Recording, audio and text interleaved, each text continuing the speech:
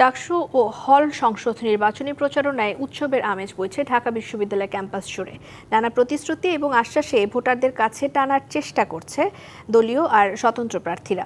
তবে নির্বাচনী মাঠে নতুন করে উত্তাপ ছড়াচ্ছে শিবির মনোনীত ঐক্যবদ্ধ শিক্ষার্থী জোট প্যানেলের প্রার্থী SM ফরহাদের প্রার্থিতার বৈধতা চ্যালেঞ্জ করে বাম জোট মনোনীত প্যানেল অপরাজেয় ৭১, অদম্য ২৪-এর মুক্তিযুদ্ধ ও গণতান্ত্রিক আন্দোলনের এক প্রার্থীর করা রিট।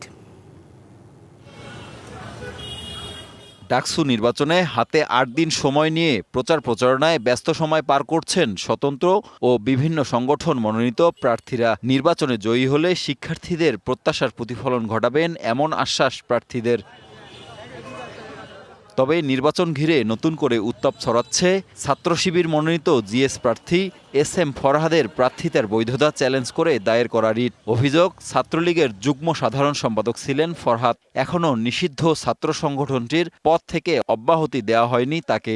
বাংলাদেশ ইসলামী ছাত্র শিবিরের যে ঐতিহাসিক যে ভূমিকা, সেটি আসলে আমাদের ডাকসুর যে গঠনতন্ত্র সেটির সাথে সরাসরি বিরোধিতা করে। তিনি যেখানে পড়াশোনা করেন সেখানের যে ছাত্রলীগের কমিটি ছিল সেখানে তিনি কিন্তু যুগ্ম সাধারণ সম্পাদক হিসেবে সেই কমিটিতে বহাল ছিলেন। জুলাই পরবর্তী সময়ে তার কাছ থেকে আমরা কিন্তু কোনো পদত্যাগপত্র বা কোনো ধরনের প্রুফ আমরা পাইনি যে তিনি আসলে এই সংগঠনটিতে আর বিলং করেন না। বামজোট মনোনীত প্যানেল অপরাজয় ৭১, অদম্য ২৪ এর প্রার্থী ফাহমিদার করা এই রিটের শুনানি হবে মঙ্গলবার।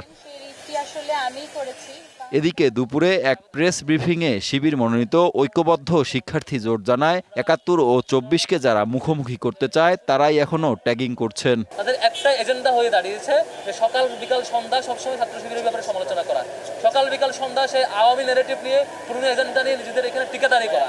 মুক্তিযুদ্ধ এদেশের সবার, ৭১-এর মুক্তিযুদ্ধ এদেশের মানচিত্র, এদেশের সংস্কৃতি, এদেশের সবকিছুই এদেশের সকল মানুষের। একটি নির্দিষ্ট পক্ষকে দায়িত্ব দিয়ে দেওয়া হয় নাই সেটিকে টিকাদারি করবার জন্য। যাদের ঢাকা বিশ্ববিদ্যালয় নিয়ে কোনো মৌলিক পরিকল্পনা নেই তারাই পুরনো কথা বলছে বলে অভিযোগও তাদের। কালচারাল ফেসিলিটি যে বয়ান, বাকশালী যে বয়ান, সে বয়ান বারবার ক্যাসেট বাজাইতেছে। Hasan Sakib, DBC news, Dhaka.